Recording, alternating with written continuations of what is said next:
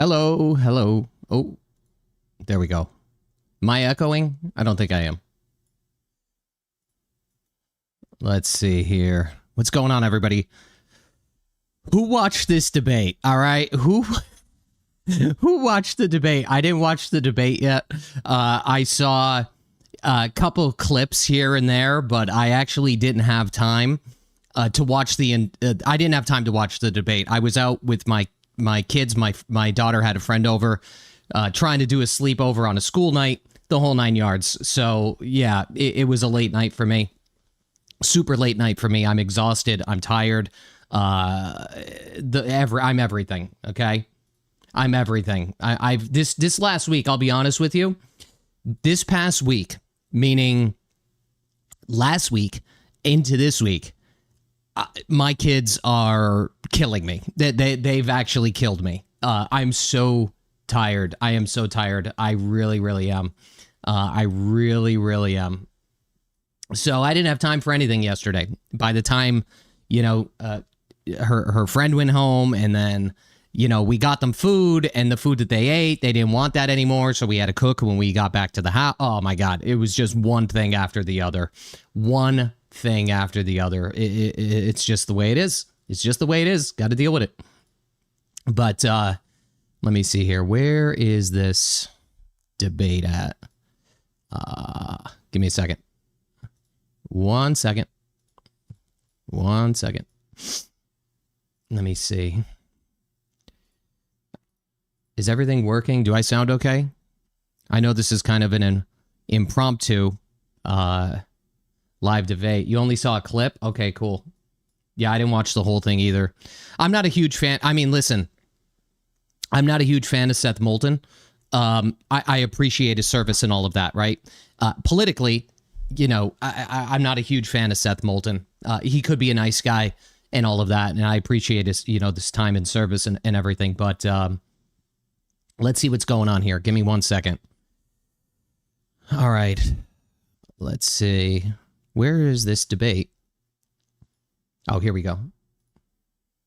Here we go. Seth Moulton has still not addressed the situations at Jimmy John's. What happened at Jimmy John's? I honestly don't follow more national politics that much. I'm like, between Massachusetts, I also obviously look at what's happening in New England. Sometimes I look at what's happening in California too, because a lot of times what happens in those states either translate from and or to Massachusetts. Moulton is selling himself short by staying in that party. He could be so much more. I feel like, I mean, I've seen obviously a couple clips of him before. I know he was walking around with like a prop illegal immigrant for a long time, if you want to call it that. I mean, these people will use everything in their power to like politicize whatever kind of social issues there may be. But let's get into this. I'm going to start playing this, and I'll try to, I'll pause it as I can and read live chat when I can too. Now, live from the WBZ TV studios, Republican John Deaton, Democrat Seth Moulton. WBZ's John Keller moderates a pre-primary debate across party lines in the race for U.S. Senate.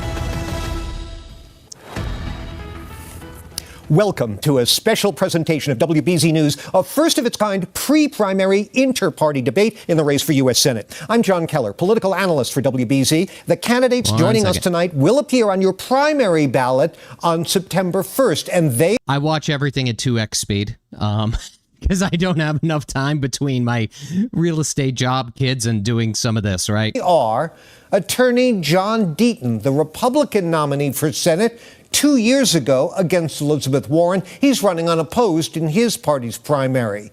And Congressman Seth Moulton of the 6th District, who is challenging incumbent Senator Ed Markey in the Democratic... I mean, as a congressman, isn't there things that he could already do in Congress? I mean... primary. Gentlemen, welcome to both of you. Thanks for being here. Before we get going, a quick word or two. Senator Markey was invited to participate in this debate, but declined. However, he will be my guest this Sunday morning, June 21st at 8:30 on the weekend edition of Keller at Large. That's good news. Now, our format is familiar to viewers of WBZ debates in the past. Each candidate gets 1 minute to address the same question. taking turns going first, followed by an open period of rebuttal and crosstalk. The only strict rules are no talking over one another and obey your moderator. Uh-oh, Fair John's enough? lighting it up. Excellent. All right, let's begin. And Mr. Deaton, Deaton's got the Jordans on. you'll go first here. D comes before M. Now, it's highly unusual for a statewide federal office holder to be fired by Massachusetts voters before Scott Brown lost his Senate seat to Elizabeth Warren in 2012. It hadn't happened here since Paul Tsongas beat Ed Brooke in 1978. So, 1 minute, please. What has Ed Markey done wrong that merits his firing? I can answer that. And thank you to everybody listening. Thank you for doing this. Thanks to the studio. And Seth, Marine to Marine, thank you for doing this. Shame on Senator Markey for not being here. You asked the question, what has he done? Why isn't he here defending 53 years of being in office? Look, you can see I am not a young man by anyone's standard. His first year in elected office, I was 6. Seth wasn't even alive, and he's not here to defend his record because he can't. When you ask him, what have you done lately? You want to know what Senator Markey talks about? He talks about the internet and computers. Senator, that was 30 years ago. And in Maryland, where you pay 16 cents for electricity per kilowatt hour, I think it's more than because that. Maryland's not subject to your policies, here in Massachusetts, we pay 33 cents per kilowatt hour. 30 to 33. He hasn't shown up, and that's why he should be fired. I think I'm the right guy to take his place, but that's the reason he needs to go. 53 years is enough. Thank you, Mr. Deaton. Mr. Moulton, 1 minute. John, first of all, thank you so much for having us here tonight. And I want to begin just by giving a quick introduction to who I am for those of you who don't know me. Most importantly, I'm a proud dad. I'm also the congressman for the North Shore and the Merrimack Valley. And I'm a Marine veteran who's seen the consequences of failed leadership in Washington. Now, I didn't expect to be here doing this right now. In fact, when I got out of the Marines, the first job I took was in Dallas, working on a high-speed rail project, trying to bring carbon-free transportation to America. But I thought back on a conversation I had with a Marine in my platoon at the end of a tough day in the war when he said, you know, sir, you ought to run for Congress someday so that this stuff doesn't happen again.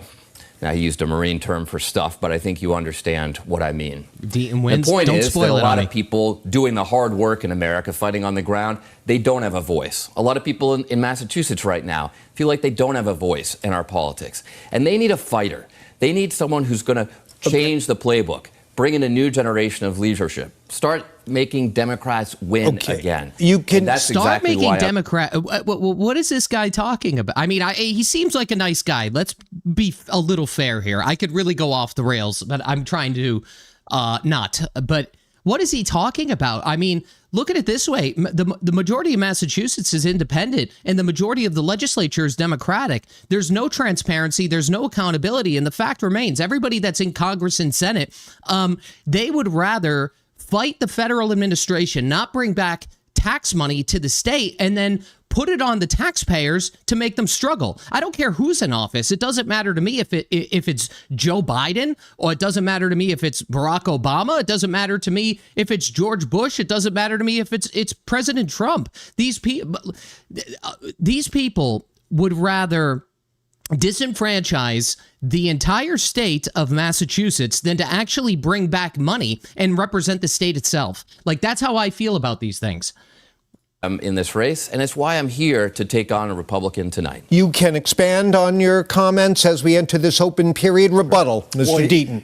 Listen, if you look at Seth's argument, it is simply he's younger than Markey. He sees eye to eye on all the policies. That's not change. That's promotion dressed up as generational change. It's about performance, not just age. And Seth, you know, I'm going to call you Seth out of respect. Hopefully it's okay, Congressman. But he's been in office for 12 years, and he can't name one major bill on housing, health care, or energy that has helped improve the lives of working families, other than a 988 line or a United States Marine Corps commemorative coin.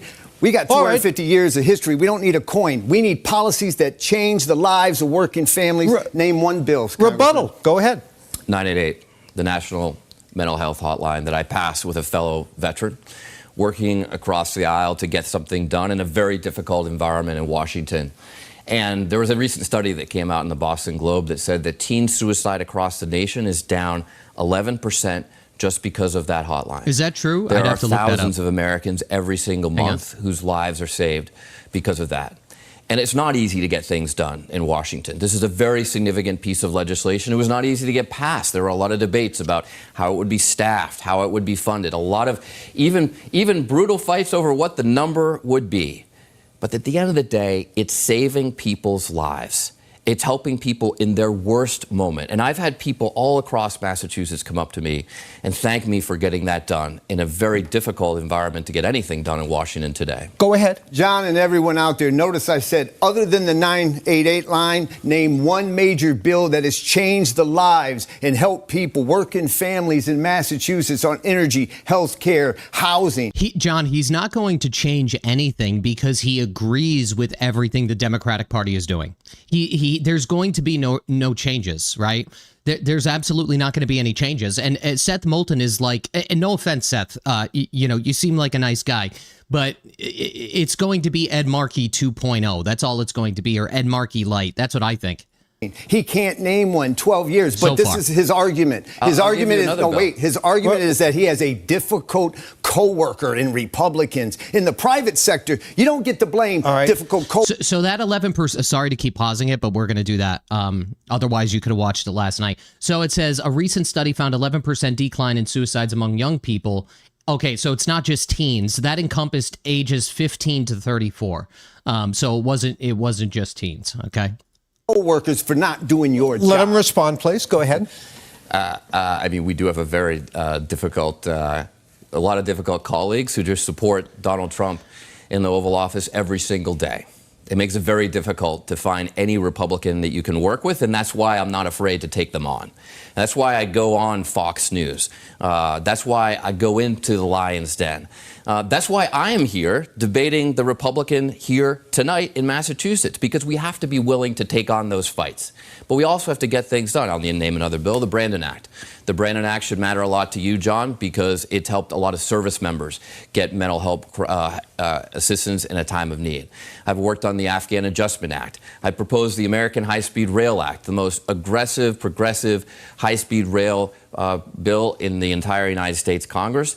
That would not only make it faster than driving to get around New England and the rest of the United States, but would open up amazing opportunities for housing. I mean, why is it that... That's fine, but at what cost? You know what I'm saying? Like that's the key here. You could have really great ideas, and I'm not forward thinking either.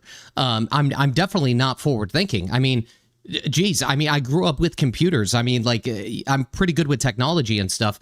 But the fact remains is when you lay these things out and you lay out more progressive plans, who's paying for these things? And is it going to be a net benefit or a net negative? That's the thing. I mean, look at the high-speed rail that Newsom is, or whatever the hell it's called, in California. They spent billions upon billions of dollars. I don't think one piece of the track has been laid. So it's good ideas are one thing, but implementation is another. And on top of that, it's the cost involved. That's the issue with a lot of these more progressive plans. I'm not saying it's a bad idea, but ideas are just ideas. The implementation and the cost, and if it's going to be a net positive or a net negative, is the key. That's what I think. We shouldn't be able to get from Springfield to Boston in 45 minutes when you can do that in Morocco. That's the kind of vision that we need for the future. That's the kind of forward-looking leadership. But there are other important differences between myself and Senator Markey. Like, I'm not going to support Senator Schumer. I'm not going to go to Washington. The very first vote I take as a United States Senator is for new leadership at the top as well, because the bottom line is that the old playbook is just not getting it done. We need to fight harder. We need to fight more effectively. And we've got a great new generation of Democrats that are willing to step up and lead. Equal time. Okay, listen, notice he didn't say one major bill that he passed. He talks about proposed legislation. I could propose a lot of things. Senator, I didn't interrupt you. I didn't interrupt you. Just give me equal time. Now listen, so for example, Senator Markey says Medicare for all, Green New Deal, and comes up with all kinds of proposed legislation. The real hard work is writing laws, and I'm a lawyer and know how to do it, and doing the hard work to get it done. Let me tell you the difference between Seth Moulton, Ed Markey, and John Deaton. They stand before you, well, not Ed Markey, because he's too much of a coward to be here tonight, but when they stand before you, it's as Democrats. I stand before you as an American. I do not have loyalty to a person, a party, or an agenda. Just common sense in the Constitution. And Seth, you, with all due respect, it's all about partisan politics. You talk about the Democrat Party and how you can improve that and the leadership of the Democrat Party. What about America? He's right about that. You know, you guys keep saying, when is a Republican going to stand up to Donald Trump? I've had 3 opportunities to vote for him, and I have not voted once. And when a Republican shows up, like they've been asking for, you know what they say? Don't vote for him. He's a Republican. All right. It's silly. I want to move on, but you go ahead. John's right. It should be, regardless if he voted for who or whatever. I really don't care about those things. It's a bigger picture is what matters to me. And if we're talking solely just about Massachusetts and not the country in and there and of itself, it seems like John wants to put it again. It seems like he wants to put the people inside of Massachusetts first. Seth, he's talking about the old Democratic playbook. The old Democratic playbook, to my knowledge, is what the new Democratic playbook is. Nothing has changed here. So, in my opinion, somebody said this in the chat. Somebody said, Seth is more radical than the ice cream man Markey. I mean, the fact remains, I think they just want to push whatever their, ideological agendas are. And that's fine. You could have them. I'm not saying you can't have them, but they have to be reasonable, right? You can't just fire from the hip with a lot of these things because you end up wasting taxpayers' money, time, resources, and all of these other things. That's what I think. The single best thing that anyone can do to help Americans, to help. But I agree. Deaton shouldn't put down. Okay, somebody just said Deaton shouldn't put down President Trump. I mean, I don't disagree with that, but I mean, the guy is taking his own path forward. If he didn't want to vote for the guy, it is what it is, right? It is what it is. What matters most is if he could capitalize on getting the most amount of money into Massachusetts and spend it in the most wise ways. That's a key. When it happens to the Democrats, like, look at what's happening to Massachusetts and the money that we are not receiving federally because of all of the shit that's happening here. It's a huge problem. And Maura Healey is so defiant. Look at it this way.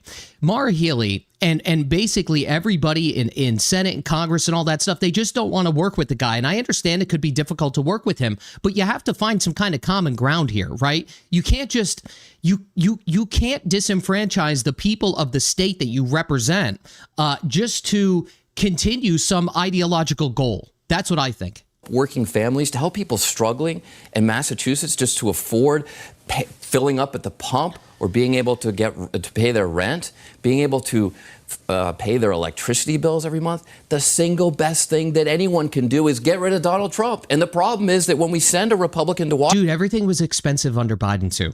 Okay, I mean, let's be fair here. Yes, the war in Iran is crazy. What's going on? All of that stuff. I don't even know the ins and outs of what's actually happening. I mean, I know what's happening, but in terms of details and all that, I mean, it's back and forth, right? But the fact remains, like, we had the same stuff, if not worse, under Biden. Washington, you may say you're independent, you may say you haven't voted for him, but you're just going to enable his agenda. And he is the biggest problem we have in America today. That's why we need people who are willing to show up and take him on and get that done. And by the way, another piece of legislation I passed, the Faster Care for Veterans Act. It's helped a lot of people get care at the VA. I made a commitment to continue getting my own health care at the VA when I was elected to Congress, because a lot of veterans are not getting the care that they need. I wanted to see that firsthand, and it's getting better under our watch. All right, go ahead. Jumping on a bill that someone else proposed and saying it's yours is not right. But here's the reality. Nothing on health care, nothing on energy, nothing on housing. But no, I'm going to address this. When he says, he says this as a Republican, he's going to get to Washington and fold. I ran in a Republican primary not supporting the head of the ticket. Do you know I went to RTCs, Republican town committees all across the state? I got called all kinds of names by people. And Rhino and Democrat in disguise were the nice nice ones. I got called traitor. I never bent the knee. I never wavered. Massachusetts needs someone like me, an independent voice who stood on this stage with you, John Keller, with Elizabeth Warren, and looked her in the face and said, you keep saying that Democrats are great, Republicans are bad. And I said to her, you all suck in Congress. And I'm saying this now. Here's my final thing on it, John. Okay. F the Republican Party, F the Democrat Party. They all suck. You need someone like me who will stand up for America and working people. I've done it all my life, and I'll. When it comes to stuff in Congress, that's why I don't like covering national stuff. Like, you know, he's not right, but he's not wrong. There's a lot of people in both parties that absolutely suck. And, you know, if you're voting or not voting on something just to stay within party lines or whatever the hell you're doing, and going against what is actually right for the state that you represent, I don't know, man. I just think there's a lot going on back and forth. It's not perfect, right? It's certainly not perfect. Do it in the Senate, and the mere thought of someone saying you're going to cave, you didn't even stand up for your own daughters when the push came to shove. That's the difference between courage and not. Final word. What does he mean by that? John, if you feel so strongly about this, why aren't you running as an independent? And also, I just might have mentioned I'll answer that question. 2 out of the 3 bills I mentioned were about health care. Now, Republicans don't think that mental health care is actually health care. I was proud to find a Republican veteran who does, and we got that done, and it's saving a lot of lives. All right, I would like to move on. Gentlemen, you can come back to this later. I'm sure you'll find ample opportunity. John, here's the you know what? I get so frustrated with these debates. I really do. I get so frustrated with these debates because I want them to continue their stances on these things. I mean, I understand there may need to be time limits and stuff like that, but I think that if these guys could just hash out these issues and have a longer time to speak per issue till they're exhausted on each issue, I think that would do the taxpayers of Massachusetts and honestly people around the country a lot of service. Like I hate the stopping, and I mean, I don't know. So fair enough. I would do it differently. I know our viewers would like to learn more about you and sort of the kind of person you are, and this question may help get to that. Earlier today, Senator Markey released his 2025 federal income tax return, not including his wife's income. It shows he earned $250,262. Wait, what's this? Seth made a comment about men in women's sports, and he was against it. Then Seth backtracked and said he supports men and women's sports. Really? These people, man. That's the problem with a lot of these people. He probably got pressured from the party because they have the same, let's call them social issues. They have the same stance on all these social issues. And in my opinion, it's a losing battle. The Democrats like these fringe issues, these fringe talking points, and these fringe social issues. And if they're flip-flopping back and forth, like, don't get me wrong. I mean, I could easily flip-flop back and forth too, as data and stuff like that progresses and you find out more information on different programs and things change. Sure, but like a social issue, I don't know, man. That seems crazy to me. And gave $8,850 to charity. That's a bit less than 4%. We'll start with you, Mr. Moulton. How much did you earn last year, and what percent of that did you donate to charity? I earned the standard congressional salary of $174,000, but I filed my taxes jointly with my wife. And so we will be releasing those as well before the primary. I just learned about this today. You backtracked, okay. I don't know the exact percentage. We'll know that once we complete our taxes. I don't know the exact percentage we give to charity, but I do think it's really important to give back. I'll talk more about that in a minute. I'm not someone who planned my life around running for office. I'm not someone who studied politics in school. I'm not someone who grew up involved in political campaigns. But I really saw what happens when people in Washington are out of touch with what's going on the ground. And I remember those moments in Iraq when we just felt totally abandoned by our leaders in Washington, D.C. It's not lost on me that I'm running in a primary against Senator Markey, who voted for the Iraq War, who voted to send thousands and thousands of young Americans to fight in a war that didn't need to happen because they didn't ask the tough questions in Washington. They just naively believed the lies of the Bush administration.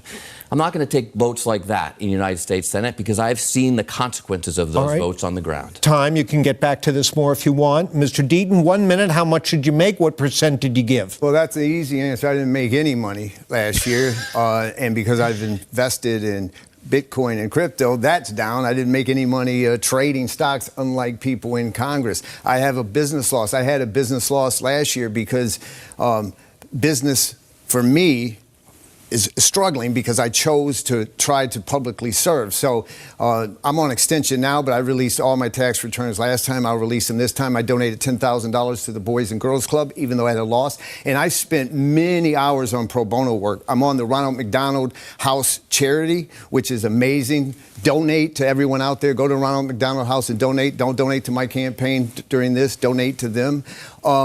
Pro bono work. I took on the SEC, Securities Exchange Commission, not on behalf of the billionaires and the Coinbases of the world, on small retail investors, and I won in a lifetime Democratic John's really smart when it comes to this stuff. Like in his attorney field, before I interviewed him, I was reading up a lot of the stuff that he's accomplished.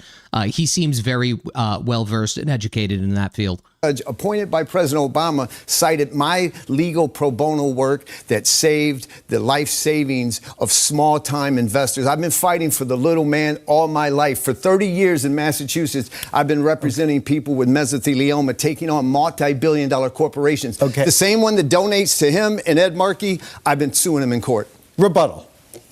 Look, I just think that it's important that we get the service back into public service. And I want to talk about two of the most important things I enjoy doing as a member of Congress today. The first is an initiative I started with my team called Serve with Seth, where we go out as a team and get involved in serving our community, whether it's helping out at a food pantry or doing environmental work, taking invasive weeds out of a marsh up near Newburyport. I mean, this is the kind of work that we need to instill in the next generation. I've also worked hard to bring service veterans to Washington through my Serve America organization. We've recruited, mentored, and supported national service veterans, people who served in the Marine Corps, the Coast Guard, but also AmeriCorps or Peace Corps. They're people who understand what it truly means to serve the country, to do selfless service, what servant leadership is all about. And these amazing national service veterans have helped me flip 24 seats from red to blue across the country. That's not a record that anyone in Congress can match. Why is Seth talking constantly about party politics and uplifting the Democratic Party and getting like, I don't think the people in Massachusetts care about that. I mean, I think they care to a point, but that's like a secondary. I mean, look, if you support that, that's fine. But I'm just saying that's a secondary problem, right? Address the primary problems in Massachusetts. That's what people in Massachusetts want to see. Not talk about flipping seats and shit like that. And I think that's Jesse, Moulton does nothing as a member of Congress. He collects a paycheck and benefits. That's pretty much how it goes in Congress, I think. It's important. It's an important distinction in the primary campaign I'm in, because we need someone who's not just going to get himself reelected, but help build the Democratic team, help win majorities in the House and the Senate all across the country. Mr. Deaton. Yes, listen, Seth knows a lot about service, and it's called self-service. You want to know why he can't name a major bill on health care, housing, or energy? Because first, he took on Nancy Pelosi, challenging her for a year, and then ultimately ended up voting for her anyways, but he got a assignment committee assignment in the Senate out of it. Then he ran for president of the United States. He didn't make one debate stage, and now he's running for Senate. I think before you ask the voters of Massachusetts to give you a promotion, you should concentrate on the job that you have, perform in it first, then seek a promotion. You want to become Ed Markey and spend the next 30 years in Washington. Response. No, that's John's we actually cooking just got a little news bit here. yesterday, I think, that we won a 5th Democracy Award. All the House and Senate offices, we just won another Democracy Award, this one for modernization and innovation. We've won a Democracy Award for the best constituent services of any House and Senate office in the entire country. I'm very proud of the work that my team and I do in Washington every single. Nobody cares about those awards. You know what these remind me of? Like, to a point. Here's what happens. Let me tell you about awards a little bit. So I don't know if you guys know this, but every single year, Wallet Hub, a guy named Chip Lupo from Wallet Hub, which I think is probably getting paid from Massachusetts Democrats somehow. He ranks Massachusetts as the top, best place to retire, best place to live, best place to move to, all of these things, and it's all complete bullshit. It's literally complete bullshit. They try to, put the methodology behind, what they think, and it's just, in my opinion, it's completely wrong. So I don't care about all these awards. I don't care about all this stuff. I care about the people here, and I think that's what should be front and center. Day. But I also want to make a quick comment on why I think it's important to bring new leaders into Washington. Because I recognize that I'm someone who's challenged the party establishment before. I've called for new leadership. The reason I voted for Nancy is because we came to a deal where she would step down Nancy's after a lunatic. 2 terms, which she honored to the T. And you got an assignment? To the T. You got an assignment? No, I didn't. I didn't get anything out of that, actually. Okay. We just got a leadership change. And I think that's what we need. That's why I'm not going to vote for Senator Schumer. That's why I'm fighting for change in the Democratic Party. That's why I think it's time for a new generation of leaders when the status quo, the old playbook, is just not getting it done. I want to also say this, John, you called Senator Markey a coward earlier. Mm-hmm. Look, I think he should be here today. That doesn't make him a coward. He's not a coward. He's a lifelong public servant. He's served in Congress longer than anybody else, in fact, in the House or Senate, except for Chuck Grassley. We should honor that service. We should thank him for that service. There's the reason that Ed Markey is not there isn't necessarily even because he's a coward. It's just because there's nothing to gain. That's a fact. There's nothing for Ed Markey to gain by debating. In my opinion, right? The optics of it is there's nothing to gain. There's everything to lose. That, and which you could attribute to potentially being a coward, but there's realistically nothing to gain for him. It's just the way it is. Just comes a time to pass the torch to the next generation. And when the old playbook isn't working, when we need to do better as a party, I think that time is now. I want to move on, but briefly, I please. I have a right to respond to that. Listen, Seth says that he's taken on the system. He hasn't taken on the system. I just told you about Pelosi, about running for president now. He's auditioning for the system. That's what he's been doing for 12 years. And yes, it is harsh for me to say coward, but let me tell you why I use that coward phrase. Because I'm not going to honor someone who voted to bail out the banks in 2008, pump $4 trillion, devaluing the U.S. dollar, which caused only people who own things, Seth, whether you own Bitcoin or you owned houses or stocks or bonds, people who have owned assets are the only ones who participated in the last 20 years. You want to know who doesn't own that kind of stuff? Poor people, people like me. Born into poverty, intergenerational poverty, with a mom on food stamps and welfare. So I take it seriously. You want to know why I don't care about Donald Trump and I don't care about partisan politics? I care about 48 million people, including 14 million children who went to bed last night hungry. I was one of those children, and I need somebody, America needs someone to go to the Senate and fight for them and not get into slogans like tax the rich and do this, but lift up people out of poverty. That's what we need. Final word on this. I'm going to move on. Go ahead. I don't agree with every vote that Senator Markey has taken, but I don't think he's a coward. All right. Gentlemen, thank you very much. Now, you'll go first here, Mr. Deaton. This debate is unusual, not just because it matches two candidates from different parties before their primaries, but also because you're both Marine veterans. Thank you both for your service, by the way. The Trump administration has used Marines and other troops for domestic missions, including dealing with civil disturbances over immigration enforcement raids. Civil disturbances. These people are lunatic. Have you not seen the videos, John? Those are not civil disturbances. People aren't just holding up signs. They're throwing concrete at cops. I mean, it's civil disturbances. Get real. AIDS and providing border security. Do you support those uses of the Marines or not, and why? 1 minute, Mr. Deaton. Well, first, let me address the service, because I do want to say this with complete sincerity. I don't want you to compare my military and Marine service to the congressman's.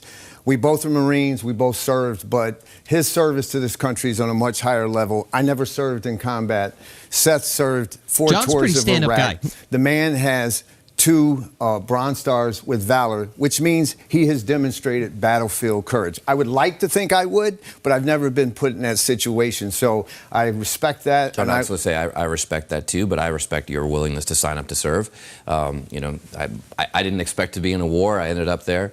But thank you for saying that. No, okay, continue. But the reality is, listen, there is a law that the military is not to be used in local law enforcement. It's only to be used when you need to protect federal assets, so federal buildings, and including federal ICE agents or federal immigration agents who could be threatened. You can use the military, including Marines, to protect those sources, but you don't use them for local law enforcement. And I sure hope we get to ICE and immigration soon. The answer to your question is absolutely not, never. It's wrong. It's inappropriate. It's unconstitutional. It's an example of Trump. So what, Seth? So what should we do? Okay, we had what, 13, 14, 15 million people that we know of that came across the border under the Biden administration, and then you don't want a new administration to clean it up? Like, clearly there's a problem here, and all your party is doing is rallying people together, getting them fired up to the point where they're like abusing cops. I mean, that's realistically what's happening here. They need the backup. Something needs to be done. Does he just want chaos on the streets? I mean, really? Executive authority, blowing it past all the rules and norms, politicizing our military while he tries to terrorize our cities. And it shouldn't be lost on anyone. Brother, your party politicized the general public, got them rallied up, people died, and that's what's going on here. I mean, what is this guy even talking about at this point? That he's focused on blue cities. He's not trying to enforce immigration in Houston, Texas. No, he's coming up here to terrorize blue cities with American troops, with federal agents, hired a whole bunch of thugs into ICE. And that's why I have been so clear. I was the first in this race to say that ICE not only needs to be abolished, they need to be prosecuted. That's crazy. We need to hold them accountable to the law. I put forward the Nome Act. Thankfully, it's not necessary anymore because Kristi Noem is gone. But she's a great example of why it's not enough just to even abolish ICE. She needs to be prosecuted for the crime she committed. She doesn't just get to write off. The majority of the country is against you on this, Seth. That's what I think. I think the majority of the country is against you on this. ICE definitely does not need to be abolished. 110%. Do immigration laws need to be, in order to come here, maybe be changed and reformed? Absolutely. I don't think that anybody would disagree with that. But the fact remains, there's a problem that needs to be corrected. And the majority of American citizens that are disenfranchised I see this every single day in the text messages that I get, where somebody got an apartment that's been here forever, and somebody else or didn't get an apartment that was here forever, and somebody that got here yesterday ends up getting the apartment and getting all of the benefits, right? It's sad. Like, I don't understand how these people could think that this is the way. I mean, really. Off into the sunset on our horse with Corey Lewandowski. They need to be held accountable. This is a gross corruption of our Constitution, and it's damaging to our troops as well. Rebuttal. Okay, now let me explain to everyone why I didn't say never. Seth said never. Let me give you an appropriate time when you would use the military. I think of one of my favorite Republicans, Dwight Eisenhower, who sent the 101st Airborne when 9 little black kids tried to walk through the front door of Arkansas Central High School, and they were blocked by Southern Democrats and prevented, and the 101st Airborne was called to walk those black children to class. That's why I don't use these absolute words, but I got to get to this ICE thing. Really quickly, there's let a him clarify, and then you continue. Between using troops to support and enforce the Constitution versus using them to corrupt it. That's a big difference. Go ahead. I agree. I agree with you, Seth. I'm just saying that's why I don't use these political absolutisms like never. Now, this is the thing about politics I wish everyone out there.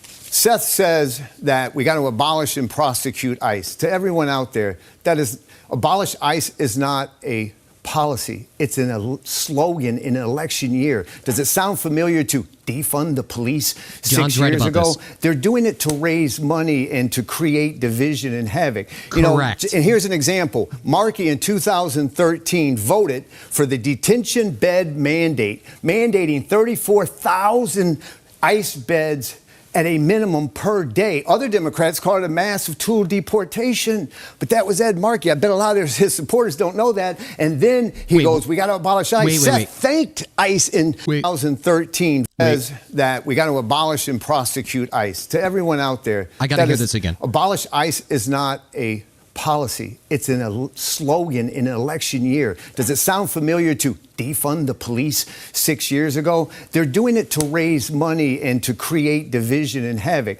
And here's an example. Markey in 2013 voted for the detention bed mandate, mandating 34,000 ICE beds at a minimum per day. Other Democrats call it a massive tool deportation, but that was Ed Markey. I bet a lot of his supporters don't know that. And then he goes, we got to abolish ICE. Seth thanked ICE in 2025, but now he wants to abolish them. Go ahead, let him respond. And it's why I reject this politics of division. Response. First of all, you're believing a totally false ad that multiple independent fact checkers have said is wrong.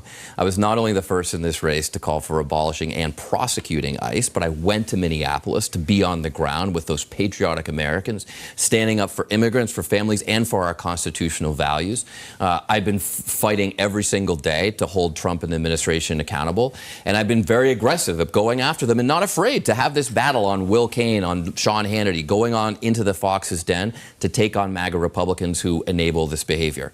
But let me just ask you, John, if you think you can't abolish ICE, why is it that you support Trump abolishing the Department of Education? He can abolish the Department of Education so kids can't even get their loans paid back, and yet we can't abolish ICE when it's terrorizing our cities? You notice how the congressman tries to invoke Trump and me anytime he can. He knows that I didn't support President Trump, so he's going to make all these assumptions. But you're going to vote for him in the Senate if you go there. I'm going to vote my conscience, things that you people in Congress don't vote. I don't have loyalty to a party. I don't have loyalty to a person. I don't have loyalty to an agenda. Listen, this is what's crazy about immigration. They use immigration, abortion, and transgender issues to divide this country. They use it to fundraise. And when I say they, I mean the far right and the far left, to divide people up. And I like John because he calls it like it is. That's at least from what I'm seeing. Drive outrage so they can raise money on those three issues, because Tom Homan, who you want prosecuted, got an award from President Obama in 2015, the highest award you can get for deporting people, 3.1 million people. You do not end federal immigration enforcement in our country. That's obscene. Okay, but that was under President Obama. Under President Trump, he got a bag full of $40,000 in cash. You think that should be celebrated? I mean, this is the most corrupt administration in history. And the fact that you would use Tom Homan as an example of someone that we should celebrate. It's wrong. I just when don't he know should be if in it's prison true. today for taking a massive bribe that's been well documented. I mean, this is why prosecuting these officials is so important. We can't just turn the page on the Trump administration. And by the way, I think this is part of why we need new leadership in the Democratic Party. I don't think Senator Schumer is getting the job done when it comes to really holding the Trump administration officials accountable. When Democrats take back power, we can't just go back and pretend that things are fine. We can't just rebuild things the way they were before. We have got to reform our government to make sure that this abuse of power, this gross corruption of our Constitution and our government never happens again. Go ahead. Let me ask you a question. First of all, why can't we have both? Why can't we rebuild things to the way they were before, but also have reform? I mean, I think that's what the majority of Americans want America to look like America, right? But we also want to get, people that are highly educated. They want to integrate. They want to assimilate. They want to do these things.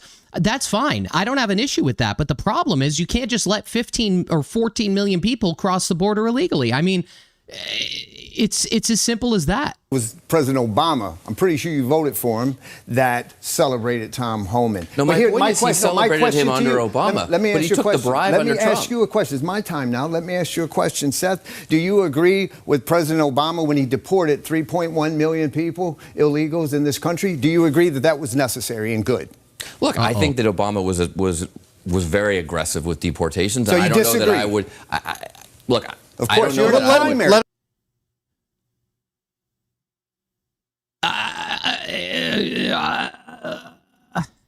I can't answer that one. Let him answer. Let him answer. That's not to say. That's Okay. right. My problem is that we need fundamental immigration reform.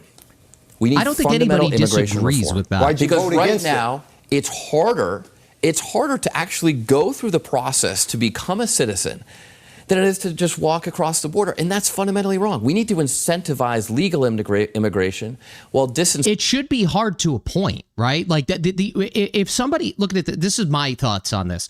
If it was easy, right, then it would just be as simple as it is to just walk across the damn border, right? There probably needs to be some levels of reform, but people that gain legal status here and the process to do it, that's something that they should strive for and look forward to. I mean, that's the way that I see it. incentivizing illegal immigration. I want everybody to understand what the pathway to citizenship is. That if I do these things, I pay my taxes, then I will get there. And where I disagree with President Obama is he deported all these people without showing that pathway to citizenship, without showing people another way, what they could do to earn the citizenship that we all treasure. About a minute left. I'm going to have you split it. Okay, Go ahead. but 30 seconds. I'm going to please. hold him accountable give him because time, he buddy. said we need immigration reform. You voted against the Lake and Riley Act.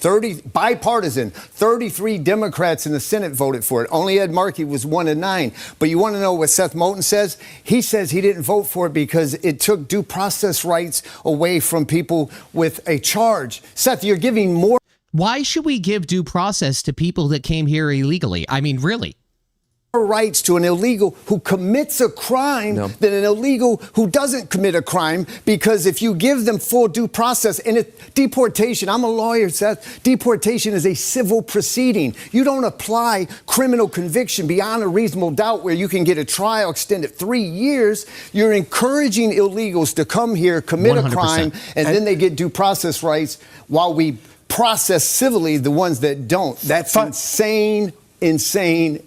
Final word. We have to take a break afterward. Go ahead. Due process Yeah, is a of course. constitutional right. I'm always going to stand up for the Constitution. For I'm also going to citizens. stand up for our American values. And you look at the Statue of Liberty, celebrating, welcoming immigrants and all the contributions they make to America, that's always been central to who we are as Americans, and I'm going to fight to get back. And he also takes an illegal to the State House instead of taking a veteran. Yeah, as he prop. takes someone who's here illegally. You use immigration like the other Democrats and Republicans do. You use it to divide us. You use it as tokenism. You're not. Let him. If you meant for real reform, you would have voted for the Lake and Riley Act. I didn't take Marcelo to the State House. I took him to the State of the Union in the United States Congress. He was proud to go, and I was proud to have him there because he is an amazing example of what immigrants can do for this country. Gentlemen, plenty of time for you to continue this and expand on your comments after we take a break. As the U.S. Senate pre-primary debate here on WBZ continues. Stay with us. What an opportune time to take a break. I don't know, man. Welcome back to the U.S. Senate pre-primary debate between Republican John Deaton and Democrat Seth Moulton. All right, gentlemen, we finished up the first half talking about immigration. Let's do a bit more on that topic and you'll go first here, Mr. Deaton. Or did I mess that up? That's all right. That's all right. I'm sorry. You'll go first, Mr. Moulton. As of last month, the U.S. Citizenship and Immigration Services says it'll start enforcing the law that requires temporary visitors who want a green card to return to their home country to apply, except in extraordinary circumstances. Agree or disagree? 1 minute. Absolutely disagree, because you cannot trust the Trump administration to define extraordinary circumstances. I mean, this is the administration that has said to American citizens, you can't travel to Haiti, it's too dangerous, and yet wants to end temporary protective status for... Speaking of Haiti, Did you see? Did you see Michelle Wu with the everybody? Oh my God! Everybody in at least in Boston Fenway. I had multiple conversations with people about the Scots that came here. If any of you are watching, you guys are awesome. I don't know if you guys have seen these videos, but they're unbelievable, right? I had people that were at bars and stuff like that, and Michelle Wu is out there parading with Haiti. It's like, I don't know, man. I mean, I understand you could support whoever you want and stuff like that, but oh my God. Thousands and thousands of Haitians, including a lot of people here in Massachusetts, that Massachusetts residents depend upon. I mean, if anyone who has an older relative in a nursing home understands how critical Haitians are to our community, to our economy, and the idea that the Trump administration would say, oh yeah, go ahead, go back to this country that's too dangerous for Americans to go to, just to go get a green card. Why do we have to be the default country where all of these people come and seek asylum to? Like, why is that? It doesn't make any sense to me. Why are we the ones that are most responsible for taking in all of these people? Really? Why is it up to us? Why is it our responsibility? I don't understand that. From a government that's totally dysfunctional, that's absurd. They've said the same thing about Afghanistan. You know, I fought hard to bring Afghan interpreters, along with many other veterans, here to the United States because they risked their lives not only for Afghanistan, but for us. We made a promise to them, an American promise that we have to uphold. The Trump administration wants to throw that promise out, actually endanger the lives of veterans who are going to depend upon translators like that, or servicemen and women who are going to depend on translators like that in the future, and send them back to a country where they will get killed for who they are. Dude, here's the problem, okay? I understand what he's trying to say. He must have, you know, he was in Afghanistan, he fought in the war and all these other things. Here's the problem, right? I think that the values of, like, American values and the way we operate and our morals and all of these other things are, you know, they're really different than people of these other countries. I'm not saying that I'm basically saying that, like, you have to be, that's a fine line to toe, because, again, you're trying to protect people that you don't know if they have the United States' best interest in mind or if they have their own best interest in mind. That's my issue with some of these talking points here. Like, you know, and I'm not even talking about in terms of like assimilation or anything of that nature. I just think that's a dangerous line to toe. Thank you. Mr. Deaton, 1 minute. Listen, immigration, as I said before, is used to divide us. They could have solved it. The bipartisan bill, Seth voted against it. Ed Markey objected to 2,500 illegals per day as a cap. As a cap. We've got to have a reform of our system and to do it in a humane way. Listen, Seth, the reason... Unfortunately, John, there's not going to be a humane way. It's a sad... this is my opinion. I think it's a unfortunate reality of multiple parties on both sides of the aisle that it's come down to this. Obviously, something needs to get done, but we need like a factory reset when it comes to this stuff. That's what needs to happen, and it's just the unfortunate reality. We have Donald Trump as president, to be blunt, isn't because of transgender issues, sir, when you gave that interview. It's because your administration that you were a part of opened the border. I went to the border. I used to work at the border in Yuma, Arizona as a officer, as the top law enforcement officer in Yuma. And we battled illegal immigration. And the point that I'm getting at is that you could have solved it and you didn't. 12 million people came through our door, right. And you want to return to that. We got to expand legal immigration in this country. Expand it, but we got to have a zero tolerance for illegal immigration. And on asylum, like I said, I'm a lawyer. I know this. I've been a federal prosecutor. Asylum laws, you're supposed to seek asylum in the first country of which you're not being persecuted. But yet they travel through Mexico or Canada to get to the United States. If they were truly asylum seekers, they would have sought asylum in Mexico and Canada. Is that true, guys? Is what John's saying true? Because that's what I was thinking as well. Like, I don't understand why we're like the default resting place for asylum seekers. I'm not saying not to take any asylum seekers. I'm not saying that at all. But it just seems like that's the way it is, that the United States is like, okay, we're seeking asylum. We're heading right to the United States. I don't understand why other countries can't get involved as well. We've got to have sensible, common sense solutions. I have them, and that's what I'll support when I get to the Senate. Rebuttal. It's kind of amazing that Trump and the MAGA Republicans It's always true. talk about fixing First our count- immigration okay. problem. And yet for 25 years, they haven't done a thing, even when they have had control of all of Washington. Like they do today, John. Trump in the White House, Republicans control the Senate and the House. Where's the immigration reform? In fact, We can't reform immigration, in my opinion, before we take care of what's happening inside of the country. I don't think maybe you could theorize to do both at the same time, but I think that the focus should be clean up what we have and then figure out a way to make it work. That's the way it should go. You shouldn't try to reform something when we already have a problem on the ground. I feel like that's completely an inverted way of thinking. That's my opinion. a Republican in the Senate led an immigration reform effort. It was bipartisan just a couple years ago. And why did that get stopped? Because Donald Trump came in and said, nope, I don't want a deal. I want to make it in an election issue. How long has he President wants to Trump politicize? What did he do for his 4 years? Okay. What did he do for his first 4 years? They controlled the House and the Senate for 2 of those 4 years.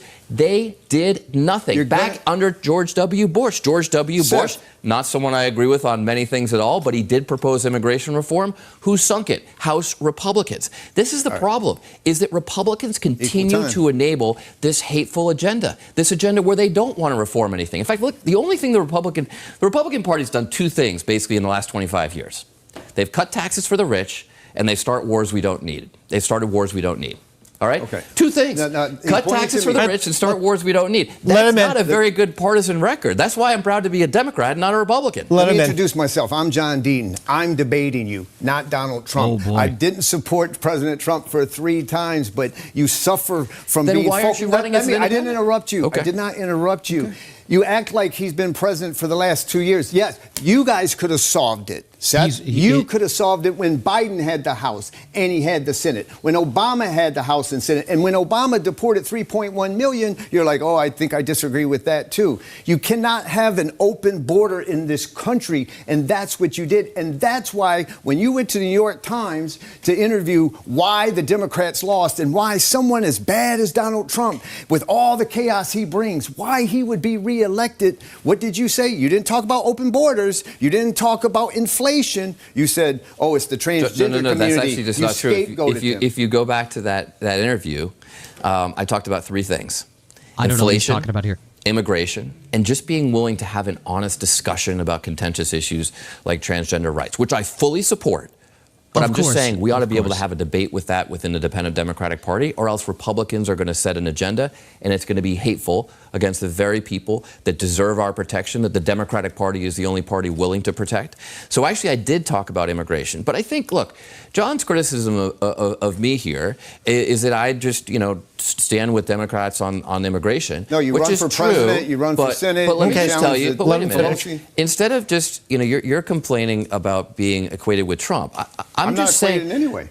I'm just saying you're going to go to Washington and support him, all right? No, I'm not. But if you want to... I'm going to go support the Constitution and my conscience. John, that's what I'm going to support.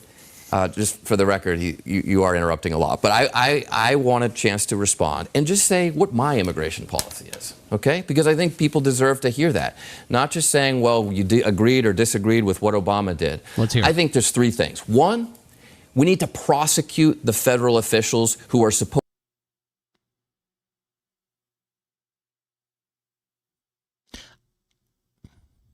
I don't know about this guy. I do know that if I keep drinking this Red Bull, never mind. Supposed to be enforcing our laws, but are corrupting them instead and think they're above them. So prosecute ICE. Number 2, create an immigration system that actually incentivizes people to come here legally rather than illegally. And 3rd, have a pathway to citizenship for people who've been a part of our community and want to become citizens, want to earn that right and do the right thing. Don't want to show up for an immigration appointment to follow the law and get deported for trying to do the right thing. Go ahead, then. I want to move on, please, gentlemen. Yes, listen. Immigration, like I said, being used. Seth, you could have solved the problem. You didn't. Under Barack Obama, which clearly you disagree, we had this process called secure communities. And when someone was arrested, like in Plymouth, their fingerprints and information would be shared with FBI and ICE. And if that person was illegal and committed child rape, ICE would go to the prison because they cooperated, and that bad guy would get out of our country. But Seth and the people like him, like Ed Markey, they don't favor that. They want sanctuary policies where you don't even cooperate with the authorities. Under Barack Obama, we had that policy. We didn't have sanctuary policies that are destroying this state. Seth, you used your office as a sanctuary office for that for Marcelo. Okay, name checked you directly. Go ahead. Just a really quick point on just basic facts here. President Obama was president for 8 years. I was only there for 2. So I mean, I very much support. Policies. Yes, and I'm happy to say that. Okay. But I think it's a little bit rich to sort of say, okay, it's my fault for the things that happened when I was just still in the Marine Corps and he was president. But the point is that I have a forward-looking agenda, and we can all admit that the immigration system right now is not working, that Trump's corrupting it, that he's trying to use ICE to terrorize our cities rather than even enforce immigration. And what we need to do is have a forward-looking agenda. And that's why I just shared a forward-looking agenda on immigration. All right, gentlemen, this is great, but we've talked a lot about this, and we do have other important... They should be able to continue on this. This is a huge, John, this is a huge talking point for a lot of Americans, right? This is what I don't like about debates like this. Topics to get to. I hope we go back to his interview. All right, you can. This is what we should do. Me, Deaton, and Moulton, right? 2-3 hours, sit at a round table, 1 camera, 3 microphones, hash it out, give everybody the amount of time that they need to talk, and that's it. That's what I think really needs to happen here. Return to that later if you want. You know the format. So in your campaigns, you both talk about trying to ease the cost of living here in Massachusetts. And one of the major pressure points on the cost of living is energy costs, which are often driven up by steps government takes to protect the environment, which is another thing voters care about, the environment. So we're starting with you, Mr. Deaton. Give us an example of how you, as our senator, would balance environmental protection with economic impact. Absolutely. Energy is one of the top issues. And the reason why Senator Markey in Chevy Chase, Maryland pays less than half what we pay for electricity is because Maryland hasn't adopted his policies like Green New Deal and offshore wind. I got a proposal, and I can get these nuclear credits as your senator. Isn't it crazy to think about? Like, that is a crazy thing.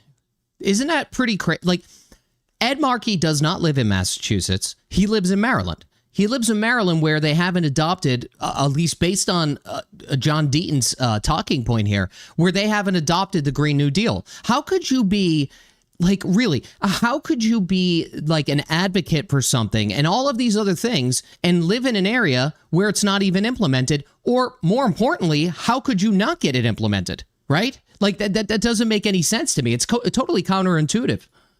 Because you're senator, I can go fight for these credits. We put 4 SMRs, small modular reactors, across the Commonwealth. We power 40% of our electricity, the 40%, the 2.9 million residential homes at half the cost we're doing it now. A study showed that if we expand natural gas and go nuclear and abandon this insane Green New Deal nonsense that Seth supported, by the way, when he was in a... The crazy thing about the Green New Deal is this, okay? This is something that I think needs to be looked at, and I've talked about this before. The issue is that with data centers, the AI, and all of these other things coming into the country, all of this happened after the Green New Deal. I would love to see some sort of study or, some kind, just something that either will support or deny the Green New Deal there and of itself, right? Because we don't even, look at it this way. We can't even get to a point where it's supporting our current state with all of this AI and data center stuff. Like, the small modular reactors, I think, is an idea. I think it could be a good idea. I'm not 100% on board and not 100% off board based on the fact that there has, to my knowledge, at least in the United States, I don't think there's been any successful, again, I have to look this up. I don't think they were building one out in like Arkansas or something like that, and something happened. And there's the other issue when it comes to these small modular reactors is that there's no one player in the game, which is not a problem. But there's like, in terms of technology, like look at Apple when it comes to like smartphones, okay? There's no like one main or major person to go to that is really advancing this stuff, at least not to my knowledge. There may be on the back end, you know, a little bit here and there, but I feel like there's a lot of players in the game. So, I mean, look at it this way. I think it could be a good idea as well. I know it's a bad idea, right? I know it's a bad idea, and it's the direction we're heading right now. Is nuclear the answer? It could be. It could be. Running for president, he did. Now he's in a primary. He's back to supporting it. If we abandon that, go nuclear, which is zero carbon emissions and so much cheaper. If we do that, we'll save people $600 per month in your electricity. I got a plan to do it. I will lower your prices. Go ahead. I mean, 1 minute. A lot of this is just supply and demand. You know, No, if you it's don't not. have enough supply, if people demand electricity, prices go too high. And That is completely false. That may be true in the scope of, this is what these politicians like to do.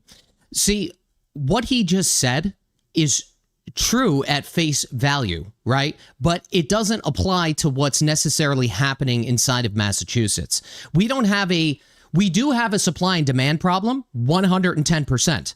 But the majority of why the bills are so high is because of the fact that everything that is snuck in to both the supply and the delivery portion of the bill. That is the problem. We're paying and funding something that we don't even know if there's going to be a net positive outcome. That's the truth. And if you want to talk about supply and demand, Seth, you need to look no further than Maura Healey. Look, if they wanted to do this and they wanted to go full steam ahead on like this renewable energy, have at it. But also have some sort of bridge where the gas pipeline still could have came into Massachusetts, and we could have at least bridged the gap and supplied some relief for the families here. Look, there's no doubt in my mind that a lot of people care about the environment. I care about the environment, but I also care about people's pocketbooks, okay? You can't have both. You can't have both at the same time. It's just an it's an impossible thing, at least in the trajectory in the way that we're headed, right?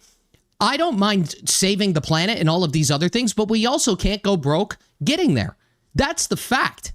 I hope John says this. And why don't we have enough electricity in Massachusetts? Well, we actually had a great plan to produce more power, and Trump canceled it. Oh, we had an please. environmentally friendly, good plan to do. Brother, your plan, that plan is a $500 billion plan, or like $470 billion just for Massachusetts, where we don't know whether or not we're going to see a return on the investment. We all signed up for a loan here that we don't know. Or look at it this way. This is like putting your money in the stock market, okay? Not knowing anything of what you're doing and letting it ride. That's exactly what happened here. And again, the plan that was adopted in Massachusetts that Maura Healey is carrying the torch for, this is all before data centers. This is all before AI. This is all before all of the shit that is coming to this country and putting a bigger strain on the grid. So you mean to tell me that you think that because Donald Trump canceled offshore wind, which every single person down at the Cape and in that area absolutely hates after they saw what it was doing, you mean to tell me that you think that this is Donald Trump's fault that our electricity is so high? You're out of your fucking mind. This guy is out of his mind. Environmentally approved. Holy shit. $100 donation? You don't have to do that, big man. Thank you. Isn't that illegal or something to live in Maryland but be in Congress representing Massachusetts? If not, it should be. Moulton sucks. Same as Wu and Healy. I hate this state. Brother, thank you so much for the donation. Thank you. That means a lot to me, man. It does. I appreciate that. But in terms of your comment, they all suck, brother. They all suck. They all suck. All of these people absolutely suck. People suck on both sides of the aisle. It's 100% true.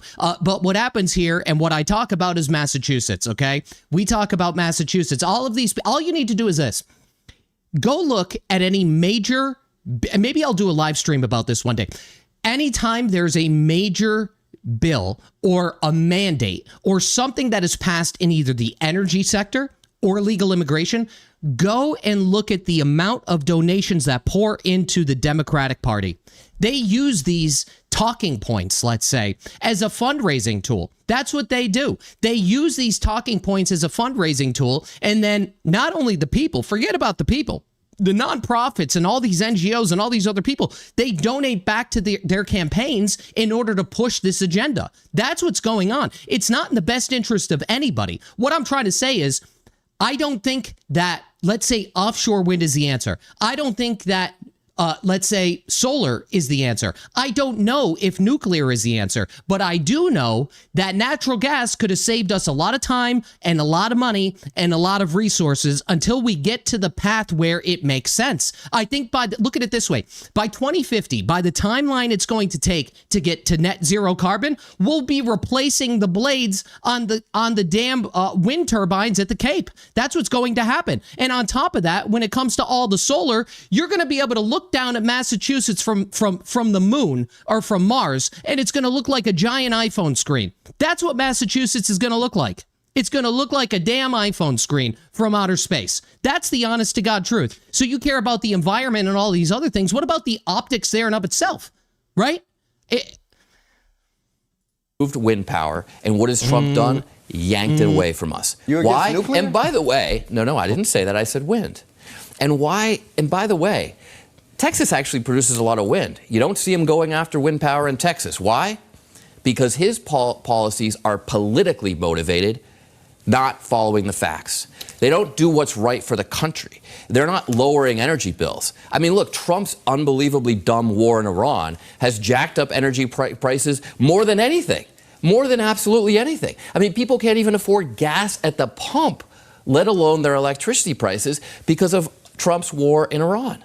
So the first thing I'll do, by the way, is just get that wind power back. Okay, listen, their plan on offshore wind and solar. I have solar panels. By the way, Ed Markey doesn't have solar panels on his house. I have solar panels on my house. But when it's buried in snow and it's 4:00 p.m. on January and it's dead dark, it doesn't work. It actually depends us on fossil fuels. But here's the thing about Seth. In 2018, he did a press release that said... This is what it said. I just looked this up. I'd pull it up on my screen, but I don't want to screw stuff up. In regards to Trump going after, let's say, the Northeast versus going after Texas, it says he's not specifically going after wind in Texas because that's not offshore wind. So there's offshore wind versus onshore wind. Offshore wind requires federal. That's why. I don't think he can necessarily go to my brief understanding. Okay, I'm just looking this up. Let's see here. Trump's administration has taken concrete steps to slow or stop offshore wind development. Let's see here. And he obviously wants to prioritize fossil fuels. But I don't think, I think that what's happening in Texas, and maybe somebody that's watching lives in Texas, I don't think it's like a federal thing that happened in Texas. That's why Trump doesn't have the capacity to necessarily go after that. I think. Texas wind, yeah. Texas wind, which is almost entirely onshore. Yes. I don't think that it's going through, let's see here, some sort of like federal regulations or something like that. That he agreed with the Green New Deal. Then he ran for president and he criticized the Green New Deal. And I'm just curious, now that you're fighting for progressive votes in a president, but when it's buried in snow and it's 4:00 p.m. on January and it's dead dark, it doesn't work. It actually depends us on fossil fuels. But here's the thing about Seth. In 2018, he did a press release that said that he agreed with the Green New Deal. Then he ran for president and he criticized the Green New Deal. And I'm just curious, now that you're fighting for progressive votes in a primary, are you going to abandon Mr. Moderate and go back to Mr. Progressive and support the Green New Deal? This fairy tale, this $90 trillion fairy tale. It's really insane. The Green New Deal is not perfect. You're able to criticize things that are not perfect, but I've co-sponsored it every single time it's come up because I think we need to have a better plan for the future. And I think we need a better plan for the future too, right? I think we also need a better plan for the future. Like, there's a way to balance all of these things, but I think that we need to look at these things with a critical eye, not only in the terms of like, let's say, energy production, but also what's coming to this like I said, what's also coming to this country in terms of data centers and AI. I think that previous plans could easily be completely squashed and stomped out of even being at all a little bit reasonable because of this. I've done a lot. I mean, I do watch a lot of stuff in regards to data centers and AI. It's not necessarily something that I talk about, but I think it's going to be, I'm not against this stuff per se, like in terms of the overall effect. But to be putting data centers inside of towns, like that stuff, I don't necessarily agree with, right? There needs to be a better way to do this. But overall, I think that what's going to happen is you're going to see more strain on the grid. So you're applying a plan that comes before what is actually coming at a faster rate inside of the United States and inside of the entire world, right? That's what I think. And I'm proud of that. And by the way, wind has to be part of that solution. I also think the fishermen have some legitimate concerns that have to be addressed, and you have to follow the environmental process to get that approved. But the point is that after those processes have been followed, after Massachusetts has decided to advance this, which is not going to solve everything, but it's part of the solution. Trump just took it away. Why? Because of political vindictiveness against Massachusetts. And Massachusetts deserves someone who's going to fight for Massachusetts, who's going to stand with the Trump administration and say that when you're yanking NIH dollars away from our universities, when you're taking power away so it jacks up Americans and Massachusetts residents' electricity bills, we're not going to stand for that. I'm not going to go to the Senate and just vote along with every other Republican to endorse these policies, regardless of whether or not you happen to vote. No, you're going to vote along the line of every other Democrat here and basically disenfranchise us even further when it comes to our energy bills. That's what's going to happen. That's really what's going to happen. Seth, you need to spend more time at actually looking at the bills and what we're paying for. That's what you need to do. Vote for Trump in an election. We need someone who's going to fight that, and that's why I'm in this race. Okay. Independent voice is what Massachusetts needs. Seth Moulton, as you just noticed, he says Trump every single time he can. I want everyone out there to know that the next U.S. Senator for Massachusetts gets sworn in January of 2027. President Trump will have only 2 years left, and yet their entire platform, he can do a lot of damage their entire platform is that they're going to fight against Trump. It's time you had someone who's going to fight for you, and saying you're going to fight against someone for 2/3 of the time of the term isn't going to be there is not what Massachusetts needs. And I hope we need to go back to that interview because he said something about he supports transgender issues, and we've really got to address that because he literally. All right. Okay, go ahead, but briefly, please. First of all, one thing you learn in the Marines is you know how to fight, and you got to know who your enemy is. And the enemy of Massachusetts people today is Donald Trump, because there's no one who's doing more to abandon our Constitution, no one who's doing more to corrupt our government, no one who's doing more to raise prices so that people can't afford to rent a home. People can't afford to send their kids. So it's Donald Trump's fault that our rent is so high.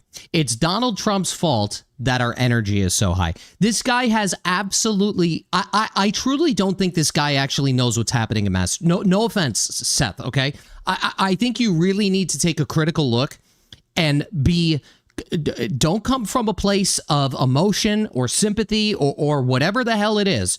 You need to take a more critical look at what's happening in Massachusetts. You really do. To a good school. People can't afford to simply get health care. Donald Trump and the Republicans have taken away health care from millions and millions of Americans with the One Big Beautiful Bill, which, John, my understanding is you basically support. You basically support the One Big Beautiful Bill. It's my turn. What I said was this is what you need from a senator. When the Big Beautiful Bill was being proposed, someone said, John, do you support that? And I said, let me tell you what I do in the Senate. I say, what's Massachusetts? My problem with the Big Beautiful Bill is this. And again, I don't know everything about national politics, okay? I don't know everything about politics, right? I'm just a guy sitting here. But I think that when you roll in a whole bunch of different things into one bill, I understand that may be the path of least resistance in terms of being easier to pass, maybe, but it also creates some levels of a conflict. Like what I'm trying to say here is if I looked at the big, beautiful bill line by line, God only knows how big it is. There may be some things I agree with and some things that I disagree with. And the things that I either agree or disagree with, like, I don't understand why these bills can't be broken down and studied a little bit more is what I'm trying to say, instead of rolling everything into one bill. I'm sure it was done for strategic reasons. Let's be fair. I'm sure this wasn't done, randomly firing from the hip. I'm sure it was done for a reason, but that's what I think. And both sides kind of do this. I mean, you see this happen in Massachusetts. You saw what's happening with the audit in Massachusetts, and now they sneak these language, like they're voting on a bill that they propose with the ACLU and all this other shit in less than 24 hours and includes all this other stuff. It's insane. Massachusetts getting. I got 2 Cape Cod bridges that are functionally obsolete that need money. They're not getting it done. I got infrastructure needs. I need low-income housing credits. I need energy credits. I need billions of dollars to come to Massachusetts in order for me to support that bill. Lisa Murkowski did that in Alaska. Even though it increased the deficit, she said, listen, I have a dual role. I got to do what's right for the country and for Alaska. You need a fighter like that who is not going to play these partisan politics. You notice he never wants to go back to that original issue. I'm going to give him the last. John's right about that, and that's exactly what I said before I even started this live stream. Like, I understand you could hate whoever the president is. That's totally fine. But you have to put your party, the politics, the ideology, you have to put all of that aside, in my opinion, and you need to do what's in the best interest to maximize tax dollars coming back into the state. That's what should be the priority. Period. End of story. I don't care about what's going on over here, what's going on over there. Doesn't matter to me. All right? It doesn't matter to me. Put all that stuff behind and put the taxpayers first. In business, you always put the consumer first and then work backwards from there. That's what I tell a lot of the agents, right? You put the consumer first, you figure out a plan, and you build backwards by putting them first. A lot of these people, it's not even sometimes self-interest. I think Deaton said like that, it's all about, it's not even self-interest. It's just that what these people like to do is they like to just vote down the line, and they refuse to toe the party line at all. Look at what's happening with the auditor, right? Her party essentially freaking hates her guts because she's trying to get something done that is for the people. It's everything that revolves around Congress. This is why I don't like covering this stuff. Everything that revolves around Congress, the Senate, like you could have debates on both sides of the aisle, but the fact remains all these people are just going to enable the same exact policies that came before them, right? You need somebody in there to shake things up, in my opinion, right? That is going to kind of toe the line and look at things with a critical eye. That's what has to happen. And by, to nail this point home, you should do everything in your power to try to capitalize on any level of investment back into the state that you represent. We are not receiving that now. It is not happening. I don't care how much you hate somebody. You have to play the game, okay? You should be enriching the people of the state that you represent, not your party, and not your, fringe talking points and using, illegal immigrants as some level of some sort of like social currency, right? Like that's what these people do. Word, and then we're going to move on. We've got a fighter in the State House, and Maura Healey, who is getting that done. Oh, my God, what? Original issue. I'm going to give him the last word, and then we're going to move on. We've got a fighter in the State House, and Maura Healey, who... Yes. He's not wrong. Fighting against the people of Massachusetts. That's what's going on here. He's 100% correct. This guy's delusional. She is getting those bridges built, despite the fact that the Trump administration keeps trying to yank that money away that Massachusetts has earned. That's why we need someone who's being willing to fight them. Okay, we're going to no matter who the president. So, oh my God. So what? You're going to drag things out into court. You're going to waste more money. You're going to waste more time. You're going to do all this other shit and disenfranchise the people of the state that you represent. Is that what it is? Is that what you want to do? based on some like ideological goals that you could keep, never mind. It is. If the president's Gavin Newsom when I'm in the Senate, I'm going to work with him. It shouldn't matter who the president is. If you have one test and is it good for Massachusetts and America, you support it. If it's not, you don't. And you don't get consumed with your, I hate this guy or I love this guy. The criticism of John Deaton is always the same by the extremes. I either don't love Trump enough or I don't hate Trump enough. The reality is I don't give a you-know-what about Trump. Or the thing, I agree with John here. Like you could, like for instance, I don't agree with Trump on what's happening with the deportations. I don't think it's gone far enough is the problem, right? Like all of a sudden, like, they talked this all up. I obviously looked at some of the, what was my opinions on certain things aren't just kind of firing from the hip. They're not some other person's opinions. It's looking at things with some level of, a logical, like using some levels of logic and reason. And that's how I come to a lot of my conclusions or opinions on something. These people do not use any logic or reason at all. That's the issue. They don't use any logic and reason at all. What they like to do is just mimic the other talking points or the other thoughts of other politicians, right? And that's how they develop their own opinion. But really, you don't have to agree with Trump on every single thing. Like, that's one thing I criticize a lot about, like people here in Massachusetts. Like, of course, not everybody, there's not going to be a perfect president. There's not going to be a perfect governor. There's not going to be a perfect this and perfect that. But I think what happened is with the internet, people getting different opinions from here or there, even from me. Like, you guys got to come up with your own formulation, and you may like something, you may dislike something. But if you like something 51 or 52% of the time, like, then that's what it is. It doesn't mean that you absolutely despise or hate somebody unless you dislike, a lot of their stances on political issues. That's it. But you still need to work with these people. For all your partisan politics, I care about working families. I care about those kids that are going to bed hungry because of your policies. I'll give you equal time if you want it. Otherwise, I do want to move on. I'll be very brief. Okay. Trump is terrible for Massachusetts. Okay. And we're just going to have to agree to disagree on that. All right. You mentioned... Bro. Okay. Listen, you do not have... The private info, you do not have to do that. Oh, my God. Are you in Seaport? You must be in Seaport or something. This live stream is getting my blood... As I drink my Red Bull, it's getting worse and worse. I don't know if you guys have noticed that. Here's... beer and pizza money. Thank you. I don't drink beer, but I will get a couple more Red Bulls. My blood pressure is up too. Thank you, man, for supporting the channel. I wish I could really, I wish I could do this more often. All right, you mentioned the State House. You're crazy. And you'll go first here, Mr. Moulton. This guy's crazy. This is not a federal issue, but it may help enlighten voters on your view of government transparency. You both vote in Massachusetts, obviously, right? Cheers. How did you vote on the 2024 ballot question authorizing the state auditor to audit the legislature? And what do you make of the fact that a year and a half later, that's still not happening? 1 minute, please. I voted yes, because I think we do need transparency in government. We need more transparency in government. Wait. I need to back this up, guys. All right, you mentioned the State House. And you'll go first here, Mr. Moulton.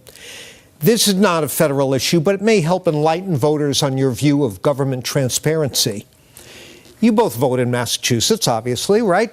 How did you vote on the 2024 ballot question authorizing the state auditor to audit the legislature? And what do you make of the fact that a year and a half later, that's still not happening? 1 minute, please. I voted yes, because I think we do need transparency in government. We need more transparency in government.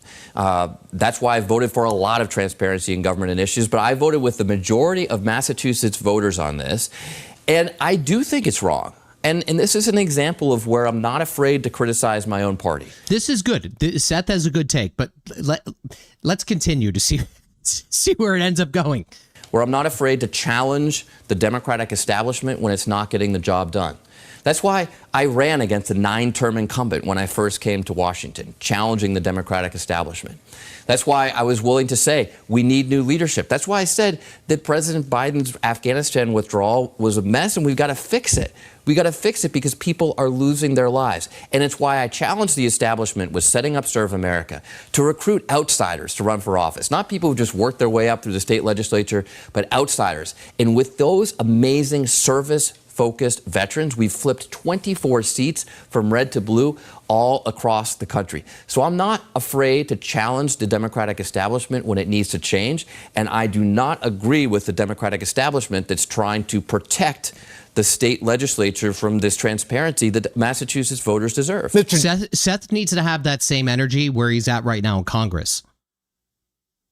Really. That's what needs to happen. The same tricks that are being played here in Massachusetts are more than likely being played in Congress as well.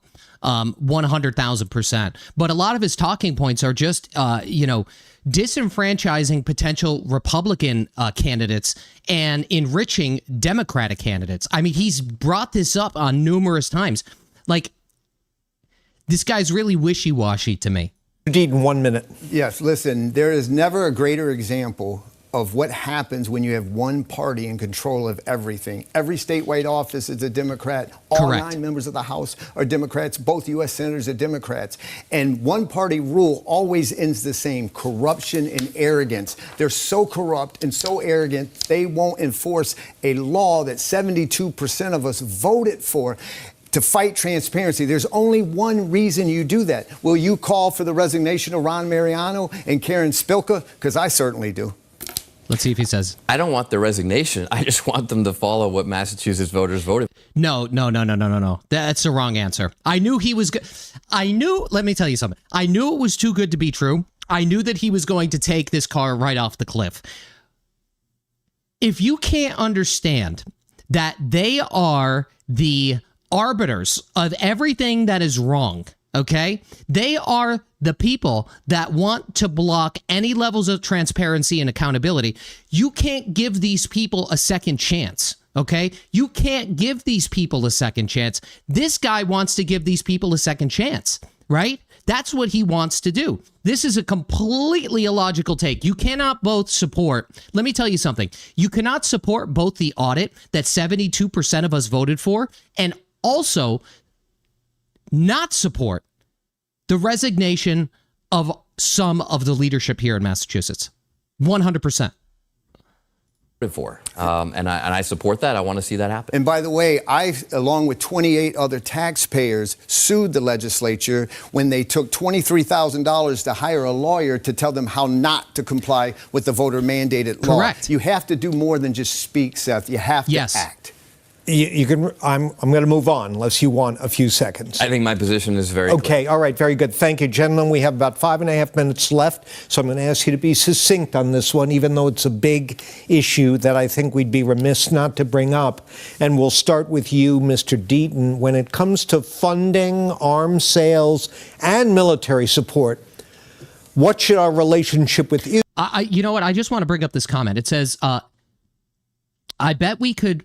Nunya Business said, I bet we could coach Seth to victory. He is getting bad coaching currently. I think I'll save this for another day, okay? But I think you're 100% accurate with that comment. I think that Seth, again, I don't agree with him on 90% of the stuff, but there is this little, he support like I said, he supports the audit, but he doesn't support Ron Mariano and Karen Spilka getting the boot, right? Like these, in my opinion, what these, if you're getting coached, that's what I hate about politics. Okay, you end up getting coached by these people that have their own self-interest in mind, or they have the overall party self-interest in mind. Then you start mentoring these candidates, right? And sometimes when you see these candidates first come out, they have different talking points. And then over a period of time, they start to change. And they do that because they do it based on the fact of what's socially acceptable and what's socially not acceptable. And that all boils down to the levels of coaching that these people are getting. Really. I'm not saying that Seth isn't the person that he's standing up talking here to be. I don't know this guy from Adam. I have no freaking clue. But I've seen this before. Where people will have one standpoint on something and then completely flip-flop a couple months later or a couple weeks later. I think it's crazy. Israel be going forward? 1 minute, please. Let me make this very clear to everyone out there. I will not vote for another dollar to go to Ukraine, Israel, Iran, or any other foreign nation unless it is proven with verifiable facts that it is in the best interest of America and the people of Massachusetts. Seth Moulton and Ed Markey, under their administration, the last 5 years has authorized $400 billion in non-military aid to foreign nations. Is that true? When you add in the military arms sales, it's $800 billion to $1 trillion. And Ed Markey sits as the chairman on the subcommittee for foreign aid. We have Americans working 2 jobs. So let me get this straight. If I'm understanding this correctly, like, first of all, let me say, I don't know everything about the wars that are going on, all right? I don't know all the semantics. I don't know all that stuff. I think that we should put America first, okay? Like 100,000%. I don't like throwing money away. And whether or not we are or aren't, I'm not entirely sure. I don't know all the semantics of it. It sucks that prices are high now. It sucks that gas prices are high and all of these other things. But what John just said, so if we... In terms of foreign aid, if we are matching or spending more on foreign, I mean, it's a little bit hypocritical to say, okay, we're spending all this. This is the way, at least I think I understand it. I need to watch the full thing, I guess. But we're spending all this money on wars, but we're simultaneously also spending money on the back end of all this foreign aid. I mean, that seems a little crazy to me. Not, you know why Lewis just said you should educate yourself, Mike? Honestly, I know, but I hate looking at stuff like that because I feel like, how could I say this? Look at take transparency and accountability as an issue. How hard is it to get some level of transparency and accountability here in Massachusetts? I think that the further that the further that your ditch is, right? If I'm digging a ditch, I'd rather go deeper than go wider, okay? I'd rather go deeper than wider. And I also think what happens is the wider you go, the least, or the how can I say this?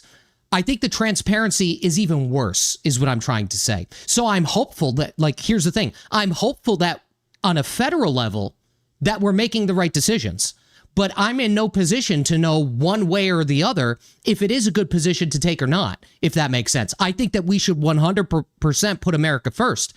If Iran has nuclear weapons and they're threatening the United States, then I think that you have to do what we have to do. Again, I don't know everything about this. this is just completely off the cuff. But I think that in terms of, there's so much ambiguity, I think, and there's so much flip-flopping back and forth. Okay, the Iran, the war is over, the war is not over, the war is over, the war is not. Like, what the hell is really going on? Really, like, what is happening here? So it's so hard to know what is actually factual and accurate. And I'm not saying that, the press releases and all this stuff aren't that factual and accurate. I'm just saying it seems like every single day it's going one way or the other, that you don't know what to believe. Whether that's on purpose or not, I don't know. But I do know that money should be spent in America for Americans first, okay? We shouldn't be helping out all of these other people unless it's either A, a direct threat to America, or B, some sort of like if they have some sort of ideological reason where we need to support this country or this thing because, it'll in turn indirectly affect the United States by proxy, then that's something that's debatable, right? But I don't know. I'm not 100% sure. If you want me to look into it more, I don't cover national politics. I could look into it more. To build for a house, not to save for retirement, just to pay the bills, the electric bill and the grocery bill and the rent. And they're sending billions and billions of dollars to foreign countries while Americans are suffering. When I get to the Senate, I will stop that. I will never vote for that. Now, whether or not he will depends on his APEC endorsing him or not, because his opinion varies depending on where they stand. Let's let him speak for himself. Go ahead, 1 minute. My position has never changed. APEC has changed, and that's why I returned the money they gave to my Senate campaign. You returned half the money. No, I returned all the money that they gave. Check it. Okay, to my he's Senate got his campaign. minute. You know what? Hold on. I wanted to say this. So this, Kitty said, I agree taxpayers should be able to see exactly how their money is being sent. The U.S. started giving money to other countries to influence them to be loyal to the United States, and it hasn't been working for decades. How loyal is the CCP to the United States? Here's the thing. I kind of touched on this before. I think that a lot of other countries, okay, and I'm not like the most, don't take what I say with a grain of salt, okay, but here's my thoughts on this.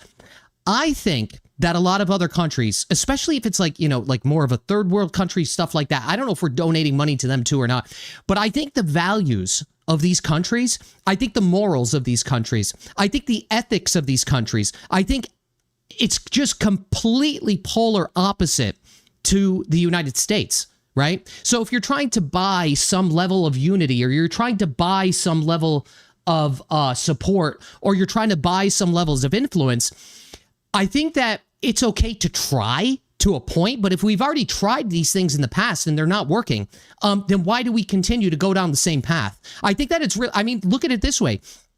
We have a ton of people that come to this country. A lot of my friends are immigrants, right? They did what their parents did what they needed to do. They did what they needed to do, and they like this country. They love this country. But then you have an influx of a whole bunch of other people that come here and rape and pillage and all of these other things. And not to say that U.S. citizens don't do this too. Let's be fair.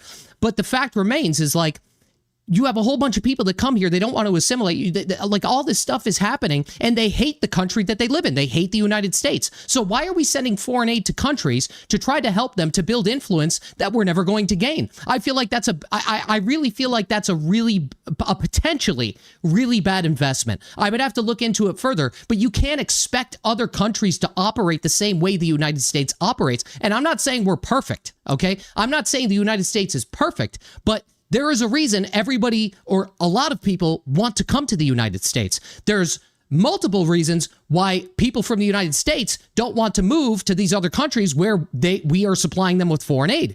I think it's foolish to think that you could buy levels of influence. I think it's foolish to say that you could buy levels of loyalty, is what I'm trying to say. That's the key here. That's my opinion, by the way. And I'm not always right. That's just my firing from the hip opinion. Uninterrupted, please. Sorry, Seth. Because I think they've become too supportive of just the Netanyahu government. And look, I am not afraid to condition aid to Israel like we condition aid to every other country on earth. And we've got to actually enforce those conditions. I also think it's important to provide defensive aid because, and a lot of people don't understand this, but we didn't have the missile systems in Iraq to shoot down incoming mortars and artillery fire or missiles that were shot at us. As a result, the only thing that could be done is to shoot back. And that kills people, often innocent civilians, on the other side. So when you have defensive aid given to our allies, it not only saves lives in Israel, it saves lives on the other side as well. And the bottom line is that everybody in the Middle East deserves the same democratic rights and freedoms. They deserve to not have to worry about being killed from bombs dropped from 30,000 feet or by a terrorist invading their neighborhood. If we could start there and actually have a serious debate about how to get to a two-state solution, which, by the way, does not include Bibi Netanyahu. As one of the first in Congress to say Netanyahu needs to go because he is not acting in our national security interests or the national security interests of Israel. But that's where we need to go. Okay, rebuttal. Listen, this is what Seth Moulton did. He begged APEC, look it up, fact check it, you'll find that I'm telling you the accurate truth. He begged them for months, will you give me an endorsement if I run for Senate? When they said no, then Seth turned it into a campaign fundraising gimmick and says, I'm returning all of the money, and he became critical of APEC. That's not how you operate. I'm not for sale. My vote's not for sale. Anyone. It's not for sale to Donald Trump. It's not for sale to Seth Moulton or Elizabeth Warren or Chuck Schumer or Mitch McConnell. It is to the people of Massachusetts. That's what you get with John Deaton. None of this partisan politics nonsense. Mr. Moulton, go ahead. I mean, John, that's just not true. But I want to also point out, because we are in a competitive race here. I'm in a competitive primary that will result in the general election. Another important difference between myself and Senator Markey. Senator Markey voted to send Marco Rubio to the State Department. Senator Markey voted for 61 Trump nominees. People, judges who have supported in enforcing the president's anti-transgender executive order, who have supported ending Planned Parenthood and argued against Planned Parenthood and Planned Parenthood versus Casey. These are people who have actually enabled ICE. I'm not going to take votes like that. I'm not going to vote to send someone like Marco Rubio, who, let's admit, that guy's a snake, okay? I'm not going to vote to send him to the State Department where all he's doing is starting wars, where all he's doing is just enabling this violence in the Middle East. That's a fundamental problem here. By the way, of those 61 Trump nominees that Senator Markey voted for, Senator Warren and Senator Sanders voted against almost all of them.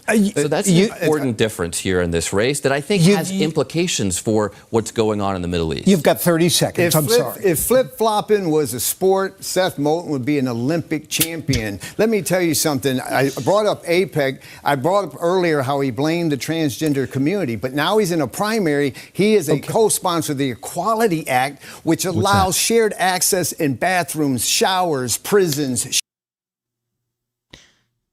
I told you guys the IKEA story with my daughter. I don't care what adults do. I really don't care. It is what it is, right? People should have some levels of freedom. This is the United States. But when it comes to stuff in schools, stuff in bathrooms, I just can't get along with it. I can't. I mean, I've seen the look on my kids' faces bringing them into public spaces where somebody is trying to get into the bathroom. They don't know what the hell is going on. They don't know what the hell is going on. And I don't know what it's just a bizarre thing that's happening. And again, I don't care what people do. It doesn't matter to me as an adult, right? But I think what happens here, and I could go on, God, I hope I could talk about this. I could go on for a long time about this stuff, but I think what's happening in the schools, I think what's happening, just in general is really, really crazy. And they're introducing these things. It's not only the teachers, by the way, it's a lot of the parents. And I think what happens here is that because, look at celebrities, okay? Celebrities have they have the monopoly on, their kids going from this to that, right? 100%. And I think what happens here, just as a more broader spectrum, is I think what happens is like here in Massachusetts or out in California, wherever this is like a problem. I think that parents are using their children to a point, which is sick, right? I think that they're using their children as a point of social acceptance or something like that, right? Where oh, my daughter, this used to be my daughter. This is my, and then the other parent's oh, well, maybe I should do that. I think that the parents are solely responsible for a lot of these issues. Again, I don't care what adults do, but when it comes to kids, elementary school, middle school, high school, stuff like that, these kids don't know their elbow from their asshole. I mean, it's crazy. And then you have these parents enabling these things. And I think they're doing it as, like I said, it's some sort of social currency or something like that. I don't know. But I mean, I'll tell the story another day with the IKEA story. But it's just, it's when you see the reaction, here's the thing. When you have young kids and you see the reaction on their faces, they don't really know what's going on or what to think. And then you're trying to explain these things it's tough, right? It's tough. And I just don't like it, right? You get that weird you get a weird feeling, especially if you're a parent. Shelters for anyone based on gender identity. We have to draw some red lines, and it should. Guys, I've got to call a halt. But my voting record on transgender issues is 100%. But the point is, we got to have a debate. And John, thank you for that was an interesting debate, gentlemen. Thank you both. Thank you for watching. Stay tuned to WBZ throughout this election. Wouldn't you guys? Let me ask you a question. Wouldn't you guys like to see these guys just kind of sit around, You know, maybe they're not in suits or anything like that. Maybe business casual, and just have like a normal conversation together. You know what I'm saying? Like, I think that because there's a lot of things that they talked about that I think they could have expanded on even further, and that even they wanted to expand on it even further. And they just didn't have the opportunity to do it. They just didn't have the opportunity to do it. Let me see here. I'm going to look at the comments. I know I missed a lot. Let's see. Healy will have to raise the taxes again to fix the bridges. 100%, because she doesn't want to work with the Trump administration, right? Let me see. 100% on parents. This is what we were talking about. There is a bill to allow all genders in bathrooms and locker rooms in Massachusetts schools. Is that true? I'm gonna have to look into that. I just think, like, you know, the sports thing. Not only is it wrong, but like when it comes to sports, it becomes dangerous, I think, right? And like, you know, women fought so hard for so long to get the rights that they have today, only to have them like basically squashed to some point, right? Like, I don't know.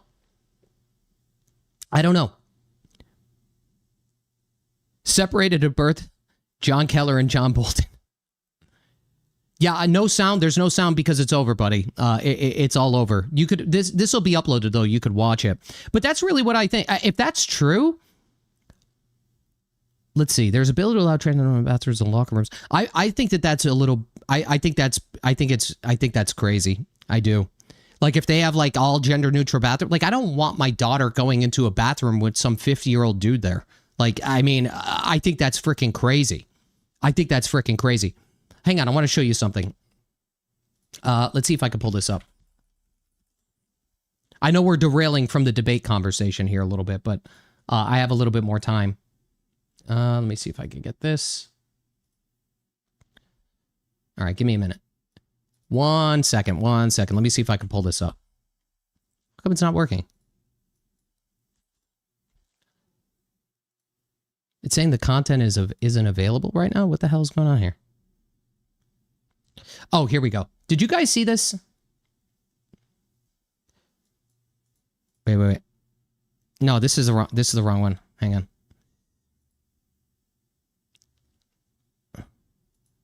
Oh, geez, it must have got taken down or something. It was about the World Cup. I honestly think that the World Cup coming to the United States was a huge net positive, at least so far. A lot of people are getting together. There's a lot of support. When Scotland came here, again, a lot of my friends were out at some of these places or knew people that were out at these places, and like, they were so happy to be in the United States, like all this stuff. It was awesome. It was awesome. Maybe I'll do a separate video on that, but it's not normally what I cover. Just for reasons of hygiene, women and men should have separate bathrooms. Yeah.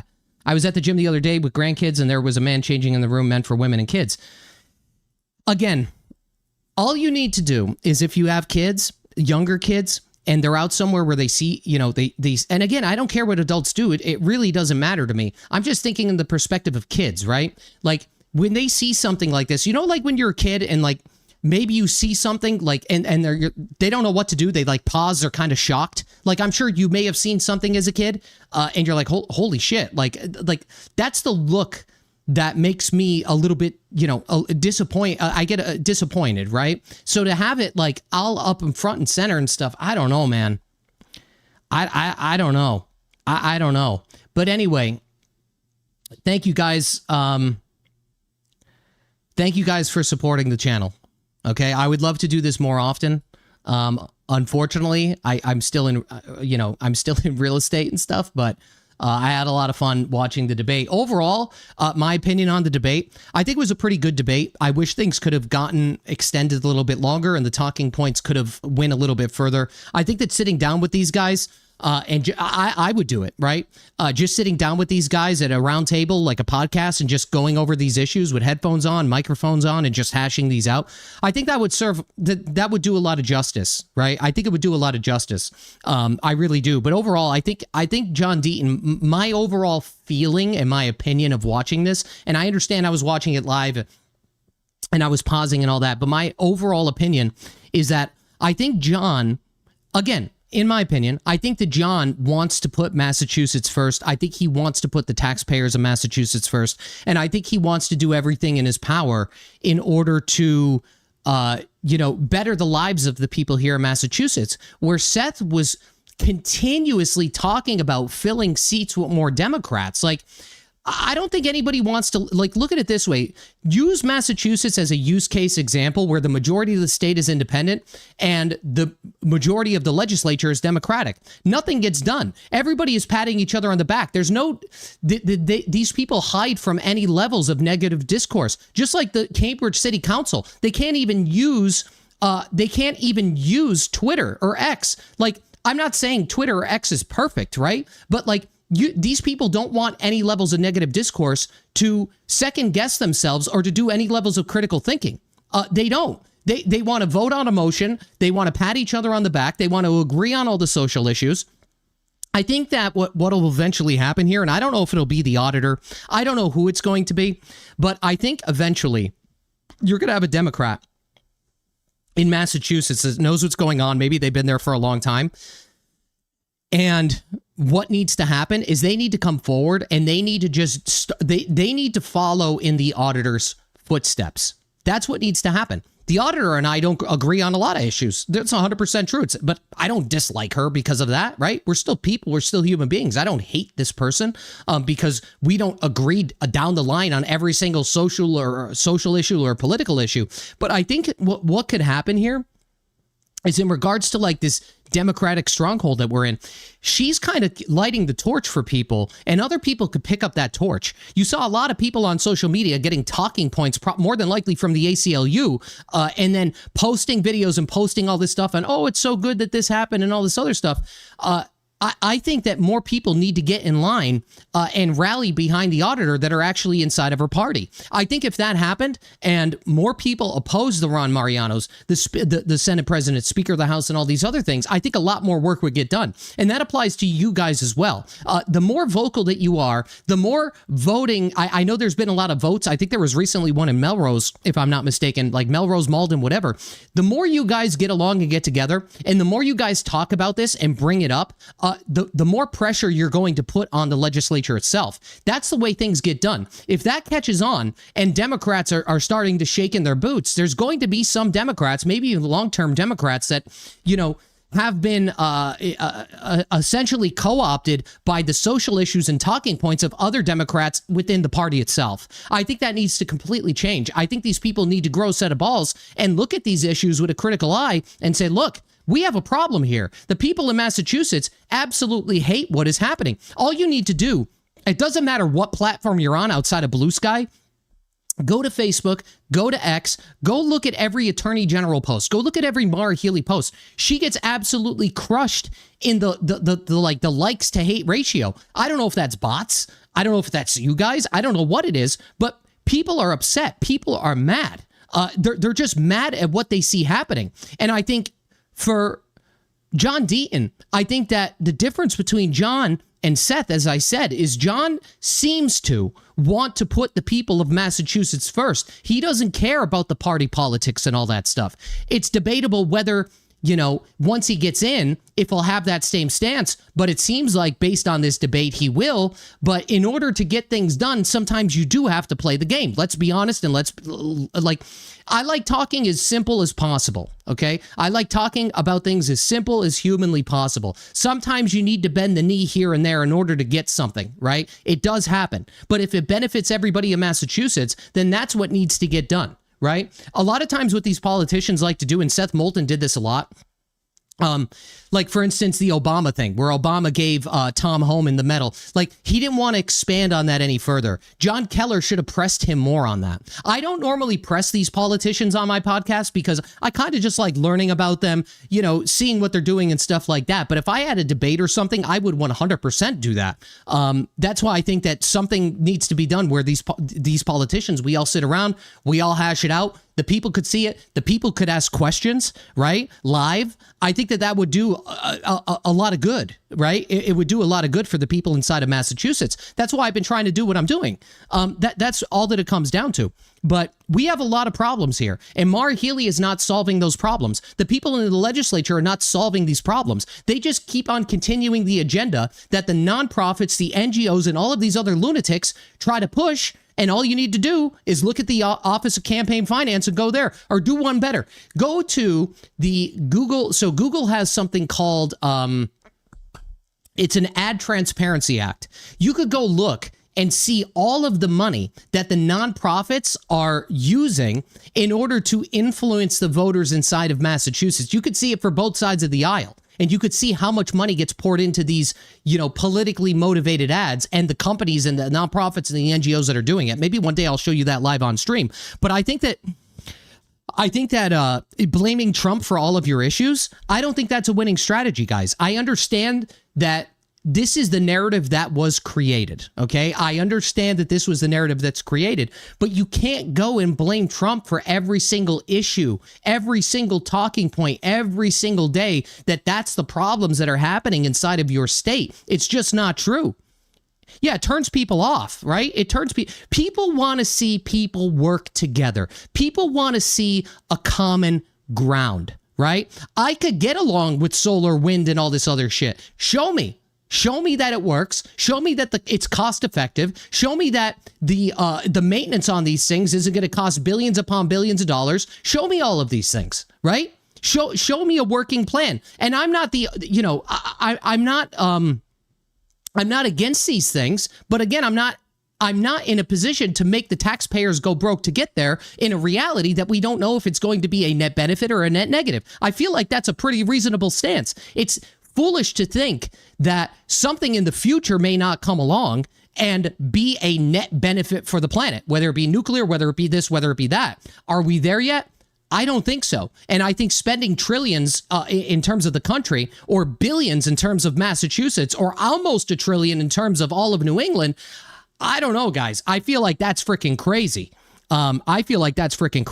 But finding a level of common ground where you could actually have a debate and talk about these issues and come up with a plan, I think that's what most people want. Most people don't want to see arguing back and forth. Most people want to see a solution that comes a unified solution. That's what I think. And I think that's what the majority of the independent voters in Massachusetts want. Why do you think that so many people used to be Democrats in Massachusetts and over a period of time they become independent? Because more than likely they vote for the person and not the party, right? Maybe right now, let's just call it what it is. Maybe they still continue to vote down the party line, but I think things are going to change, right? If they don't change in November, I think things will eventually change, because that's the natural course, right?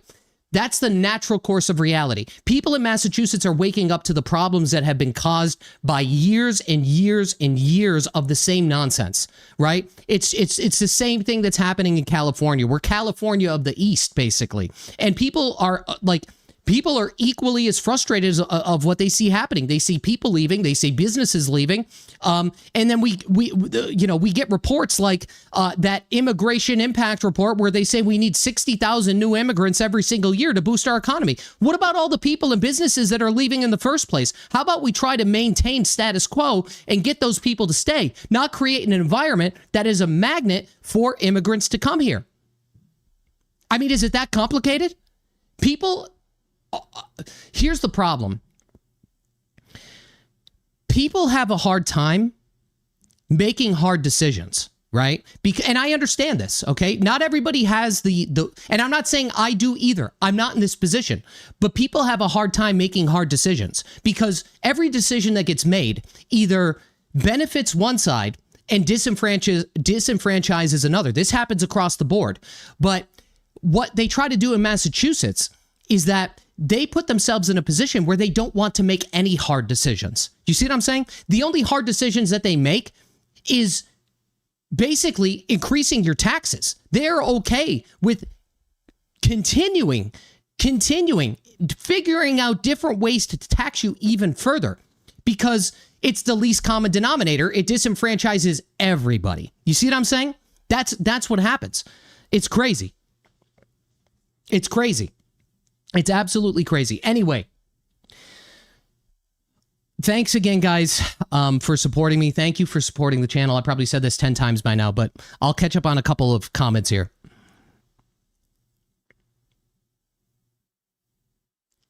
Yeah, I mean, continuously taxing without figuring out a way to lower the taxes and benefit the majority of people, and you're increasing the taxes so that you could continue your ideological war of again, this offshore wind, this solar, all this other stuff, the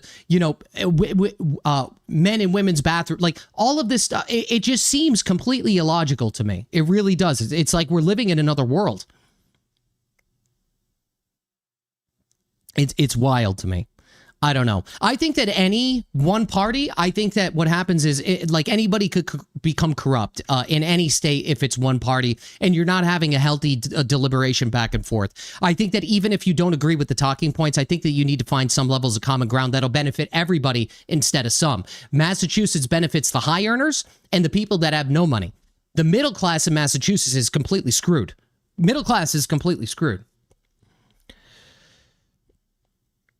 Now Healy wants to use our pension fund. Yeah, the pension fund thing is crazy. As I said yesterday with the pension fund thing, the last time that somebody raided the pension fund was back in the financial crisis, at least to this scale. It was during the financial crisis when basically what was happening was banks were giving out loans to people that otherwise wouldn't qualify for that loan. There was almost no down payment that they needed. The market was completely inflated, and then it all came crashing down, and everybody was completely screwed. That's what happened. That's why you saw so many it was exodus. Guys, trust me. I'm 41 years old. During that time period, I was an electrical contractor. Shit was rough, okay? Used to drive around on the streets. You see dumpsters outside, people remodeling their houses, all this. Everything was at a dead halt, okay? Everything was it was really, really, really, really bad. And for her to go and look into the pension fund, which, by the way, is not an uncommon thing, but it is an uncommon time to do it because we are not, at least optically or visibly, in some sort of recession specific to here in Massachusetts. So it's really strange that she wants to raid the cookie jar. Really strange. Really, really, really, really strange. That's at least in my opinion. At least in my opinion. So anyway, guys, I'll be back tomorrow. I'll try to do more live streams. This was fun. So that's it. I'm cutting it.